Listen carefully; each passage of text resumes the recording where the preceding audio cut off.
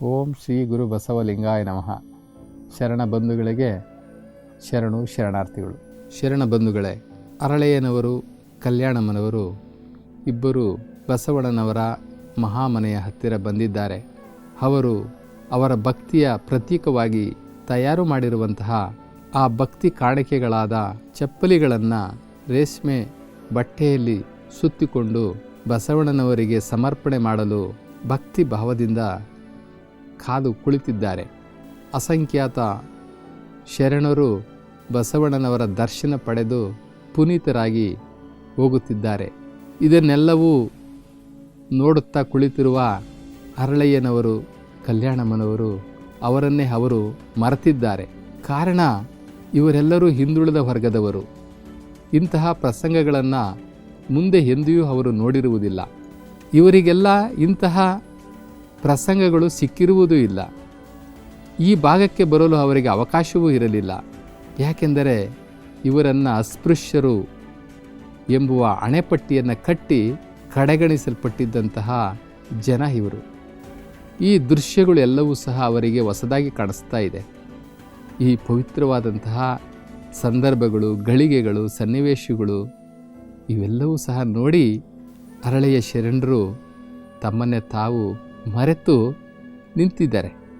ಇದನ್ನು ಅಂತರಾತ್ಮದಲ್ಲಿ ಗಮನಿಸಿದ ಮಂತ್ರಪುರುಷ ಬಸವಣ್ಣನವರು ಅವರನ್ನು ದೂರದಿಂದಲೇ ಗಮನಿಸಿ ಹೇಳ್ತಾರೆ. ಅರಳೆಯನವರನ್ನು ನೋಡಿ ಕರೆದುಕೊಂಡು ಬರುವಂತೆ ಸೂಚಿಸುತ್ತಾರೆ.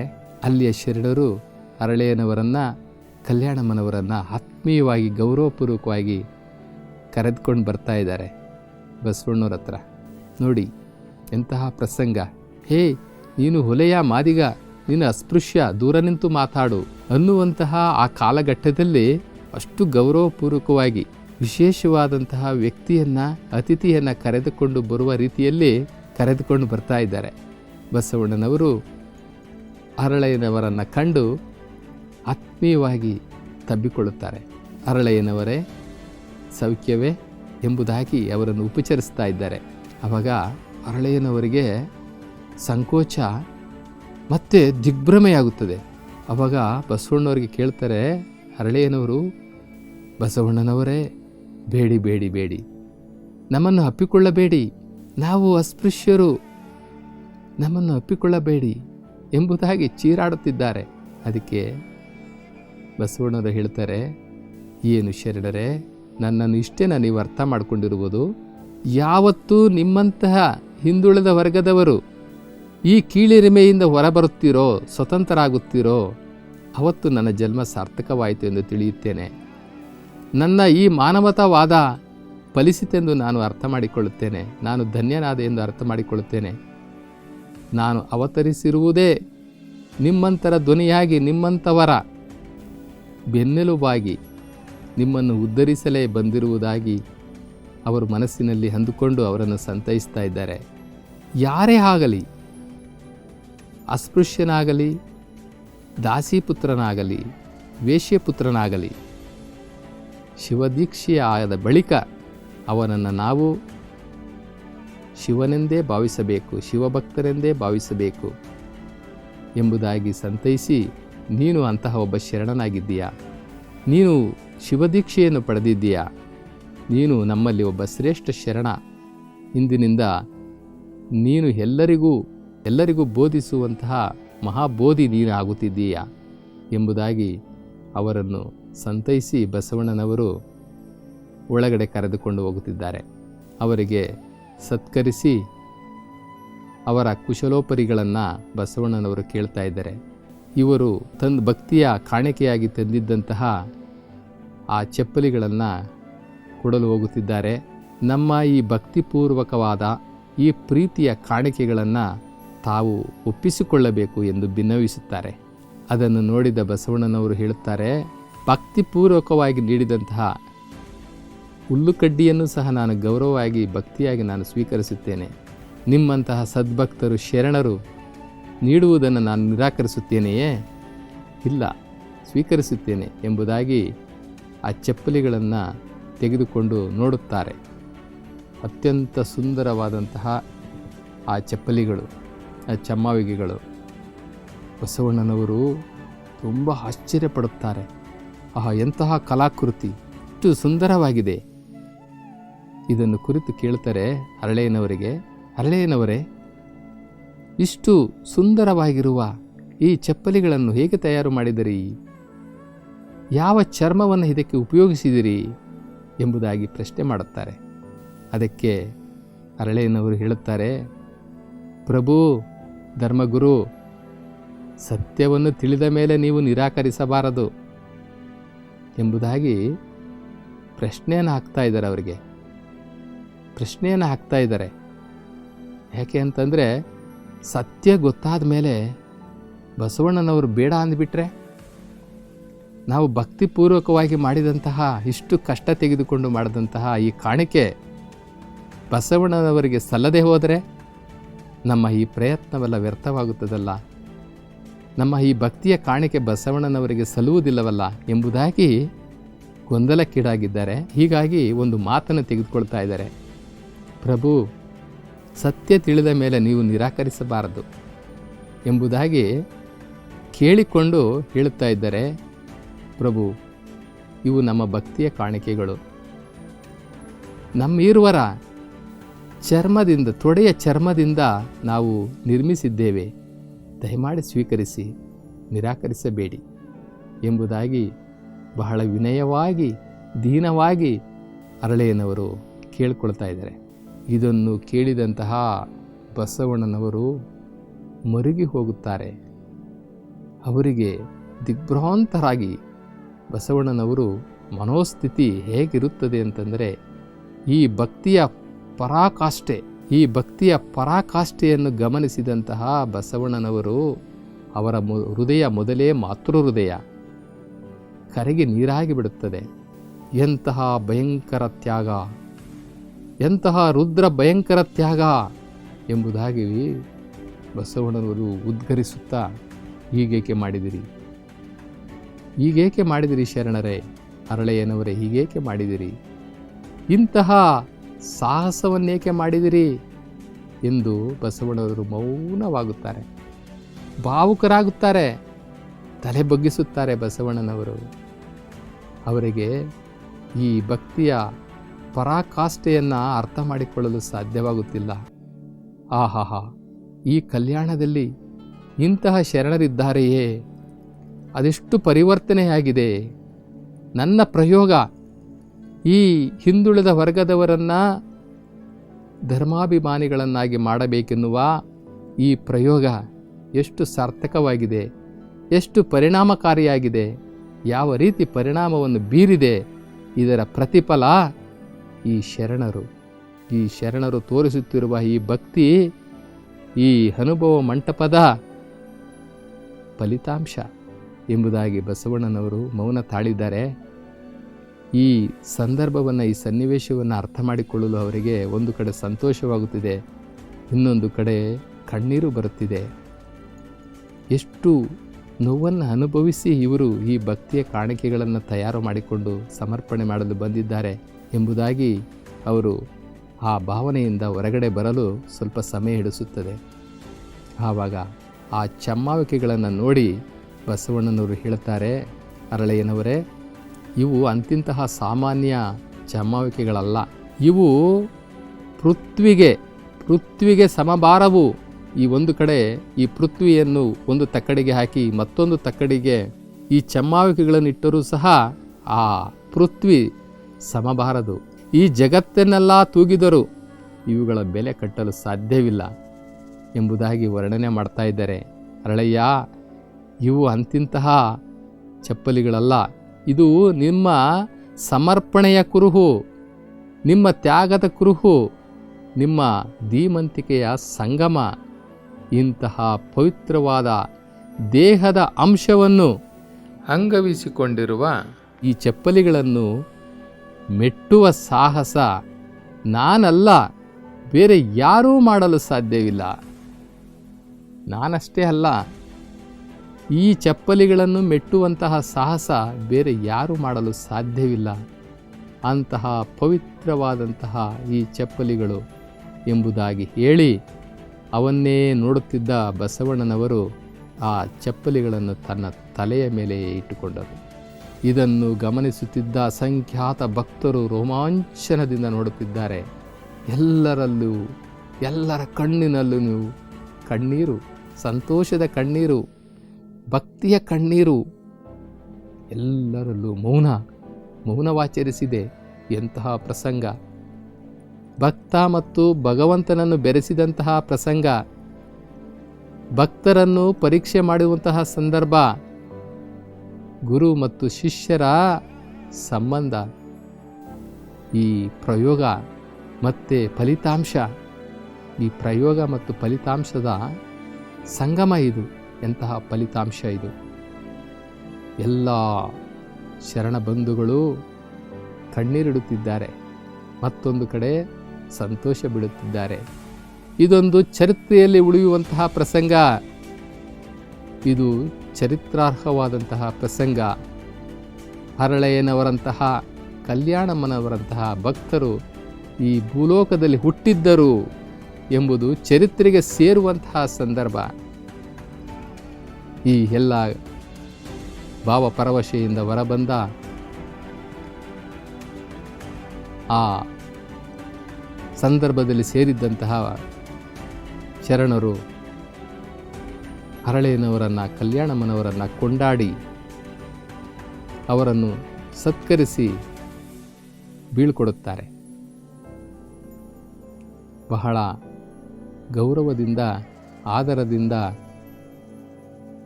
ಸಂತೋಷಗೊಂಡು ಹೊರಟಂತಹ ಹರಳೆಯನವರು ರಾಜಬೀದಿಯಲ್ಲಿ ನಡೆದುಕೊಂಡು ಬರುತ್ತಿದ್ದಾರೆ.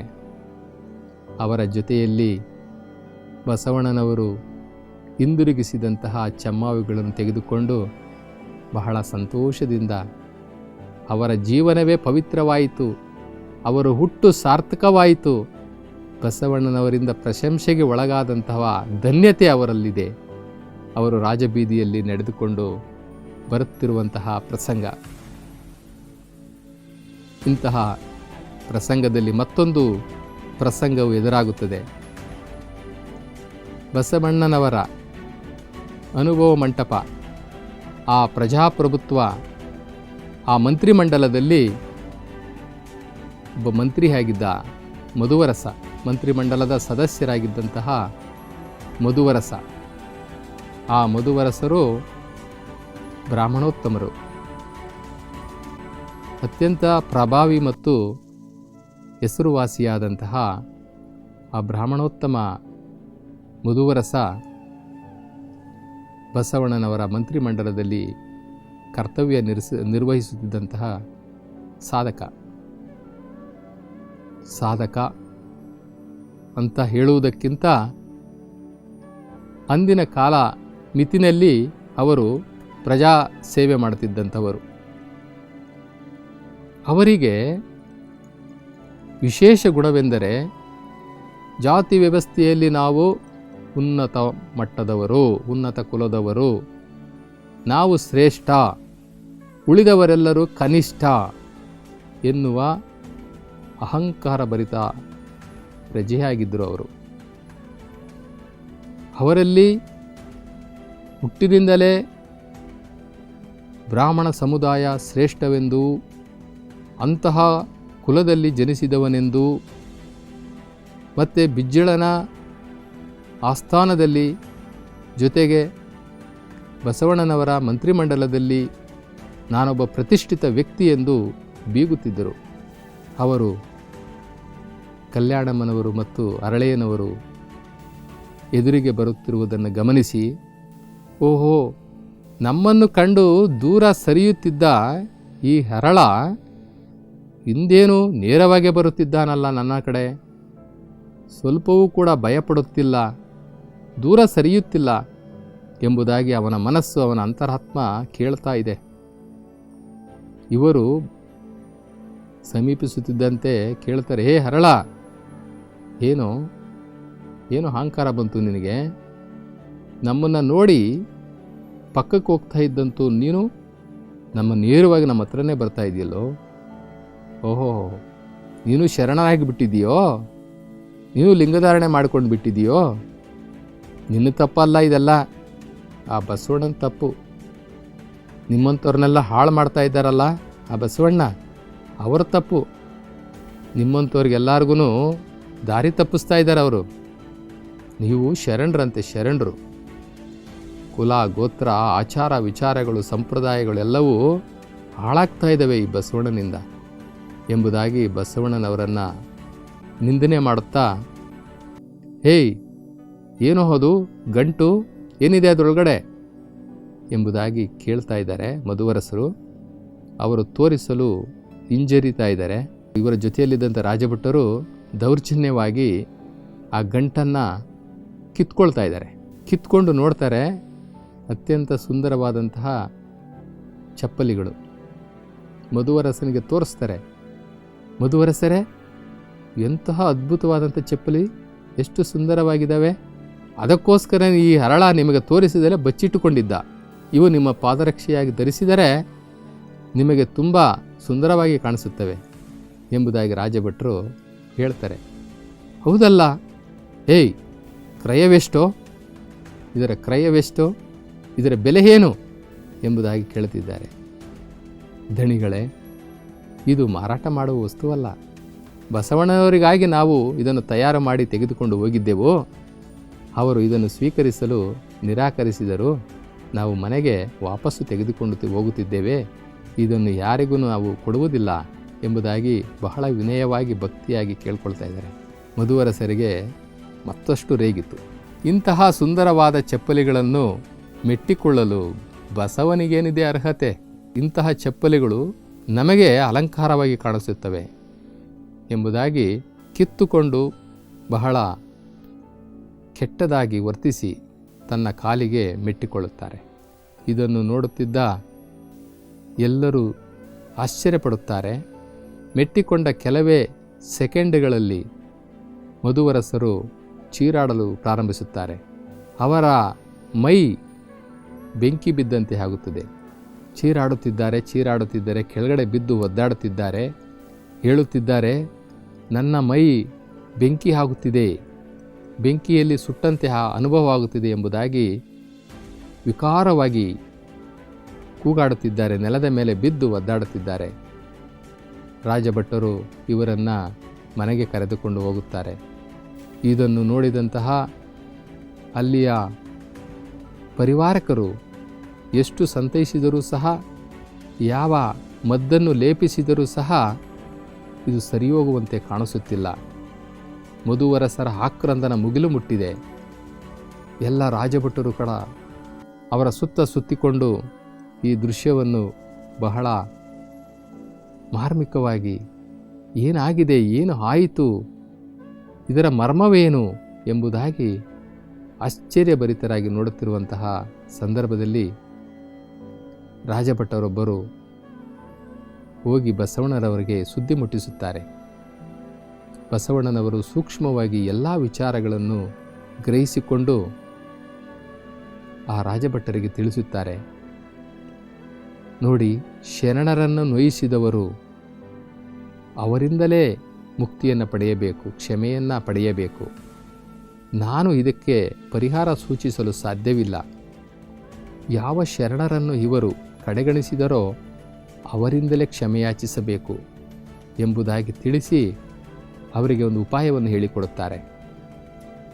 ನೀವು ಆ ಶರಣ ಅರಳೆಯನವರು ಹದ ಮಾಡುವ ಚಪ್ಪಲಿಯ ಆ ಕಪ್ಪು ಗಡಿಗೆ ಏನಿದೆ, ಆ ಕಪ್ಪು ಗಡಿಗೆಯ ನೀರನ್ನು ತೆಗೆದುಕೊಂಡು ಹೋಗಿ ಮಧುವರಸರ ಮೈಮೇಲೆ ಹಾಕಿದರೆ ಅದು ಪರಿಹಾರ ಆಗುತ್ತದೆ ಎಂಬುದಾಗಿ ಸಲಹೆಯನ್ನು ಬಸವಣ್ಣರು ಕೊಡ್ತಾರೆ. ಅದು ಮಧುವರಸರ ಮಗಳು ಲಾವಣ್ಯವತಿಗೆ ತಿಳಿಯುತ್ತದೆ. ಲಾವಣ್ಯವತಿ ಒಂದು ಉಪಾಯವನ್ನು ಮಾಡ್ತಾಳೆ. ಇದನ್ನು ನಮ್ಮ ತಂದೆಗೆ ತಿಳಿಸಿದರೆ ಅವರು ಒಪ್ಪುವುದಿಲ್ಲ. ಅರಳೆನವರ ಮನೆಗೆ ಹೋಗಿ ನಾವು ಅವರ ಚಪ್ಪಲಿ ಹದ ಮಾಡುವ ಗಡಿಗೆಯಿಂದ ನೀರನ್ನು ತರುವುದು ಖಂಡಿತ ನಮ್ಮ ತಂದೆ ಒಪ್ಪುವುದಿಲ್ಲ. ಯಾವಾಗಲೂ ಅವರು ತರುತ್ತಿರುವ ನೀರು ತ್ರಿಪುರಾಂಕ ಕೆರೆಯ ನೀರು. ಆ ತ್ರಿಪುರಾಂಕ ಕೆರೆಯ ನೀರನ್ನು ತರುತ್ತಿದ್ದವರು ಯಾರು? ಅವರ ಸಖಿಯರು. ಅಂದು ಮಧುವರಸರ ಮಗಳು ಒಂದು ತೀರ್ಮಾನವನ್ನು ಮಾಡ್ತಾಳೆ. ಸಖಿಯರನ್ನು ನೀರು ತರಲು ಕಳಿಸುವುದನ್ನು ನಿಲ್ಲಿಸಿ ತಾನೇ ತ್ರಿಪುರಾಂತಕ ಕೆರೆಗೆ ಹೋಗದೆ ಅರಳೇನವರ ಮನೆಗೆ ಹೋಗಿ ಚರ್ಮವನ್ನು ಹದ ಮಾಡುವ ಆ ಗುಂಡಿ ಅಥವಾ ಗುಂಡಿಯ ಒಳಗಡೆ ಒದಗಿಸಿಟ್ಟಿದ್ದಂತಹ ಆ ಗಡಿಗೆಯಿಂದ ನೀರನ್ನು ತೆಗೆದುಕೊಂಡು ಬಂದು ತನ್ನ ತಂದೆಗೆ ಸ್ನಾನ ಮಾಡಿಸುತ್ತಾನೆ. ಮಧುವರಸರ ಮೈ ಮೇಲೆ ಈ ಚರ್ಮ ಹದ ಮಾಡಿದ ನೀರು ಬಿದ್ದ ತಕ್ಷಣ ಅವರಿಗೆ ಮೈ ಹುರಿ ಕಡಿಮೆಯಾಗುತ್ತದೆ, ಶಾಂತ ಸ್ಥಿತಿಗೆ ಬರುತ್ತಾರೆ, ಎಲ್ಲ ವ್ಯಾಧಿಗಳು ಸಹ ದೂರವಾಗುತ್ತದೆ. ಇದನ್ನು ಗಮನಿಸಿದ ಮಧುವರಸ ಮಗಳನ್ನು ಕೇಳುತ್ತಾಳೆ, ತಾಯಿ, ಈ ನೀರು ಯಾವುದು, ಈ ನೀರು ಯಾವುದು ಎಂಬುದಾಗಿ ಮಗಳನ್ನು ಕೇಳುತ್ತಿದ್ದಾನೆ.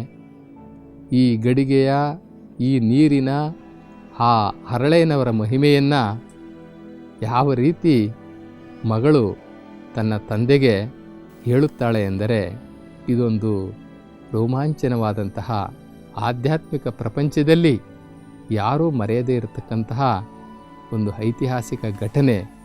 ಇದು ಆ ಬಸವಣ್ಣನವರ ಲೀಲೆ ಮತ್ತು ಆ ಭಕ್ತಿಯ ಆ ಸ್ವಾರಸ್ಯಕರವಾದಂತಹ ಆ ನೀತಿ, ಆ ಕಥೆ ಅಥವಾ ಆ ಭಕ್ತಿಯ ಶಕ್ತಿ, ಆ ಭಕ್ತಿಯ ಶಕ್ತಿಯನ್ನು ನಾವು ಖಂಡಿತವಾಗಲೂ ಸಹ ನಾವೆಲ್ಲರೂ ತಿಳಿದುಕೊಳ್ಳೋಣ. ಶರಣು ಶರಣಾರ್ಥಿ.